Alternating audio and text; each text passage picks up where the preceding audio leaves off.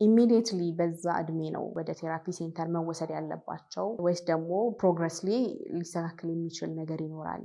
ኢሚዲየትሊ ቢወሰዱ ወደ ቴራፒ ሴንተር ቢወሰዱ ለነሱ በጣም ጥሩ ነው። ጥሩ ፕሮግረስ ያመጣሉ ቶሎ። ምክንያቱም ልጆች ከሚያዩት ከሚሰሙት ነገር በጣም ነው የሚማሩት አይደለ? ለዛ እዚህ ቴራፒ ሴንተር መጥተው ወዲያው ቢወስዱ የተሻለ ፕሮግረስ ይኖራቸዋል። በኋላ ላይ ቻሌንጅ አይሆንባቸውም።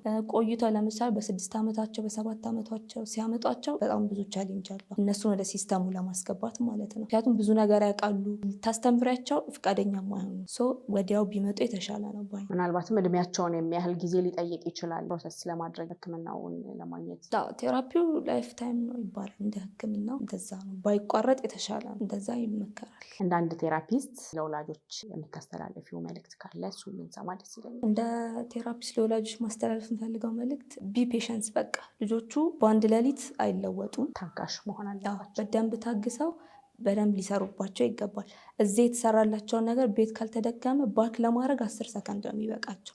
በደንብ እነሱም ታግሰው በደንብ መስራት አለባቸው ልጆቻቸው ላይ። እያንዳንዱ ሜክ ኤቭሪቲንግ ቴራፒ። በቃ ሲበሉም ሲተኙ ቴራፒ ማድረግ ነው። ጨዋታቸው ውስጥ ቴራፒ ነው ለነሱ። ቴራፒ ማድረግ ነው ያለባቸው ሳይሰለቹ። እንደዛ ሲሆን ወዲያው ጥሩ ፕሮግረስ እናያለን ማለት ነው።